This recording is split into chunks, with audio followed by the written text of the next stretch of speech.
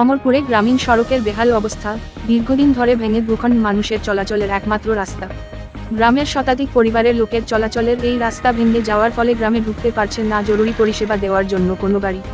ফলে এলাকার জনগণ সরকারের কানে এবার তা পৌঁছে দেওয়ার লক্ষ্যে সাংবাদিকদের সামনে তাদের খুব উগরে দেয়।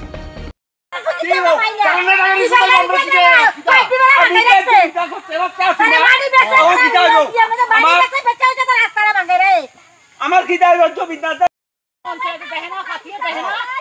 আমরা অসুবিধাতে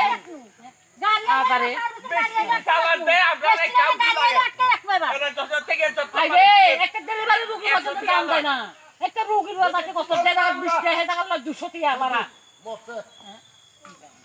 রাস্তাটা দিয়ে আড়ানোর মতন কোনো ক্ষমতা নাই। আমরা আট বাজার যাইতে না, স্কুলে যাইতে না, এদিকে কোনো যাইতে পারি না, কোনো কিছু আনতে পারি না।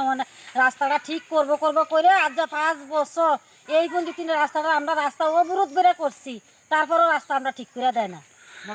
আমরা তো এই সময় কইছে আমরা সিবিএম আমরাও আমরা রাস্তা অবরোধ করছি, আমরা রাস্তা ঠিক করে দিব করে আমরা দিছে না। 25 বছর কাটে গেছে, এরপরেও এখন আমরা এই সরকার পাল্টাই আবার নতুন করে আবার আমরা এই সরকার আনছি সবে মিললে আইনাসির আগে 5 বছর গত হয়ে গেছে, আমরা দিব করে আশা দিয়ে রাখছে, আশা দিয়ে রেখেছি আমরা এই দিতে না করে দেয় না। কই গানা কালকা এবছর না এবছর এই ভোট যাইছিলে এই ভোট যাইছিলে, এবার কত আমরা সহ্য করবো। ওই এইবার একবার ডেলিভারি একটা রুগী আছিল, হাতে দৌড়াদৌড়ি করে সবাই ওই সিনেমা ফলের সামনে লইয়া গেছে।